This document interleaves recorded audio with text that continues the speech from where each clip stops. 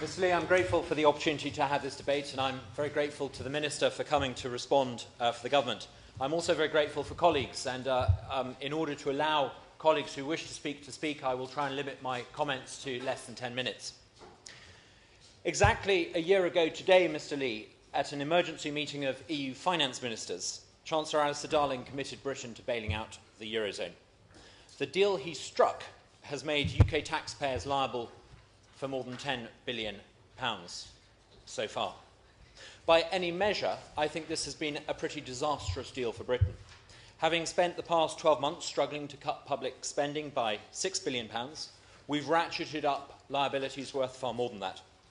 At a time of austerity at home, the Portuguese component of the bailout alone could have covered the basic salaries of either 250,000 nurses or private soldiers, or 114,000 NHS doctors, or 160,000 police constables.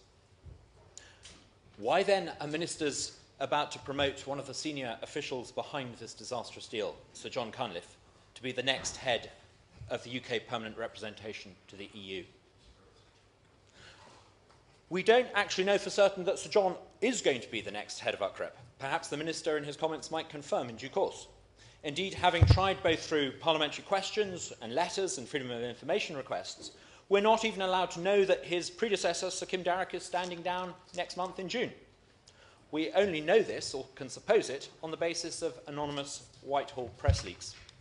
But my point is that why should we not know? The head of UKREP is a public servant, yet is almost entirely without accountability to the public in whose name they cut these deals. Not only should the public have a right to know, but those that they elect should have the right to approve, or indeed, Mr. Lee, to veto candidates for the role. Through an accident of history, the Prime Minister has inherited more or less intact the powers that once attached to the monarch: the award of peerages, treaty-making powers, and much the most important, the power to appoint officials. I propose that these powers should pass to Parliament. The next head of UKREP should be appointed following an open confirmation hearing before the Foreign Affairs Select Committee. Now that we have changed the standing orders to free these select committees from the dead hand of the whips, of the placemen, the common select committees are no longer quite the hiding place for the placemen. They are up to the task, I believe, of holding the executive to account. They should be given responsibility for confirming key executive appointments, beginning with John Cunliffe's. Democratising the appointments process when it comes to senior officials is hardly controversial. Indeed, we've been toying with this idea for more than a decade. As early as March 2000, the Commons Liaison Committee issued a report called Shifting the Balance, Select Committees in the Executive, which mooted this idea. Indeed, as early as July 2007, Gordon Brown promised pre-appointment scrutiny hearings in his first statement to the House as Prime Minister, even if his ministers chose to subsequently ignore the views of some of us on the Education Select Committee regarding his minister's decision to try and appoint a new children's commissar. With pleasure.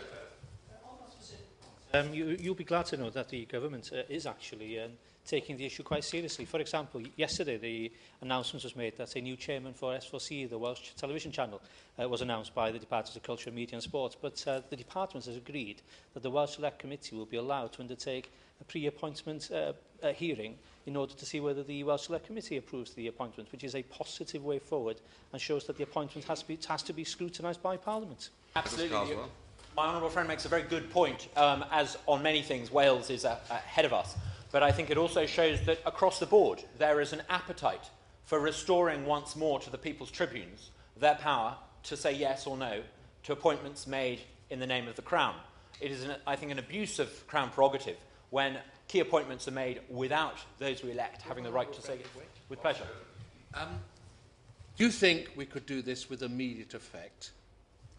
Absolutely. I will come on to say that it's already something I note that when the chairman of the BBC Trust was appointed quite recently, it was made clear that he would only be appointed following a confirmation hearing. It's one of those great things. It doesn't actually require primary legislation or even a change in the standing orders of the House yet to bring this into effect. And, you know, the Lib Dems supported measures to strengthen the to strengthen the legislature over the executive for as long as anyone can remember. I hope they remain as committed now that they have joined the executive.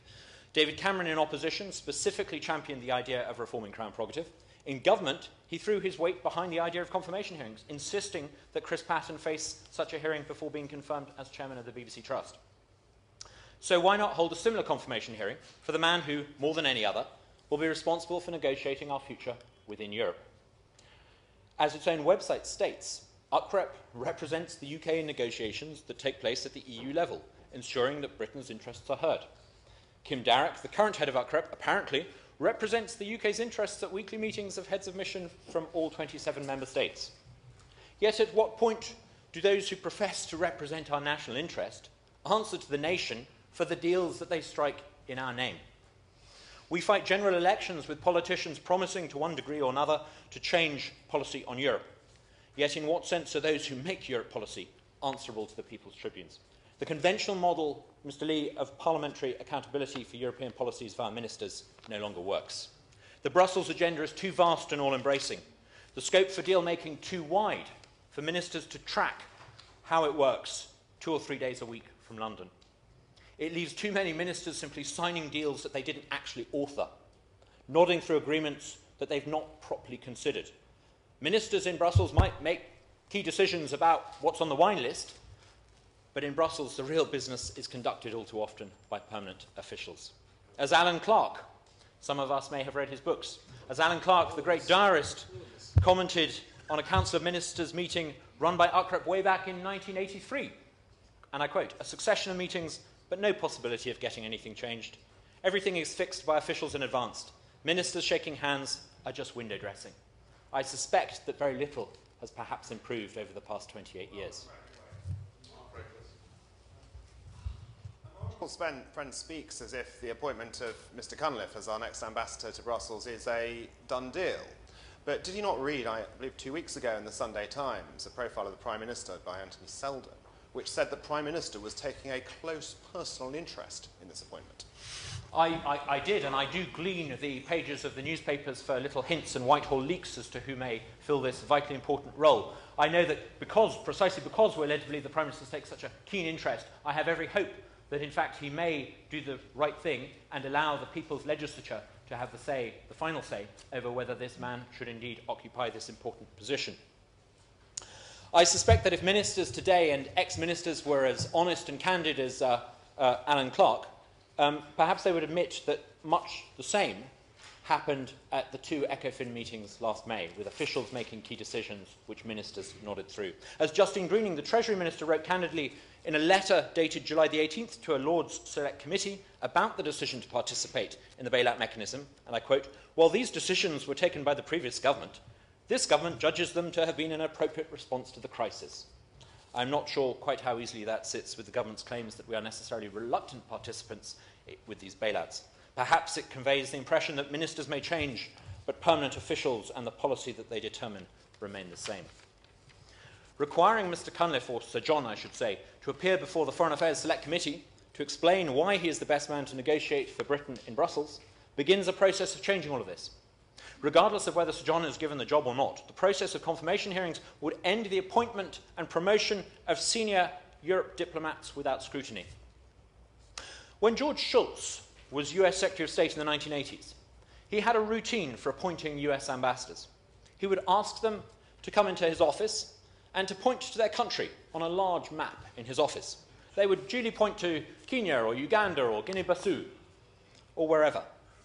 "Nope," he would tell them, tapping the US, "this is your country." It is perhaps no coincidence that the United States, which has always had a degree of legislative control over both appointments and treaties, has a clearly defined strategic vision and a readiness to deploy proportionate force in defence of its interests. Nor can it be entirely coincidental that when Parliament was supreme, when our diplomatic service was small and subordinate, we too were willing to project our interests. Yet without effective parliamentary oversight, our salaried officials negotiating with Brussels last May managed to make us liable to bailing out a common currency of which we're not even part. For too long, Westminster politicians have contracted out large chunks of international relations to the permanent functionaries of Whitehall, regardless of whether they come from a background in the Treasury, the Cabinet Office, or indeed the Foreign Office. We should no longer defer key policy making to the unelected officials. Hugo Young, not a man I quote often, a convicted a convinced, not a convicted, a convinced Europhile, a Guardian journalist, author of The Blessed Plot, and indeed perhaps the foremost federalist of his generation, understood how contracting out policy to permanent officials had profound consequences for the development of Britain's Europe policy. Indeed, as he perceptively grasped, it has meant Britain's Europe policy has been driven by diplomats rather than by their elected, albeit nominal, masters, bosses. As Young described it, by 1963 a corpus of diplomats was present in and around the Foreign Office who saw the future for both themselves and their country inside Europe. The interests of their country and their careers coincided. It was an appealing symbiosis. Sir Oliver Wright, who served as ambassador to Germany and to the United States, describes this phenomenon as déformation professionnelle, the skewing of someone's outlook by his career imperatives. It happens to officials in Whitehall as much as it does to us politicians. The Europeanism of the Whitehall grandee is just one manifestation of his déformation professionnelle. Unchecked by the People's Tribunes, our salaried officials negotiating with Brussels have brought home a succession of dreadful deals. If Sir John is to get the role of chief deal-maker with Brussels, he must come before this House to explain why he is the best man for the job. In doing so, he may start to realign the policy officials pursue in our name with the kind of Europe policy the rest of this country would like to see.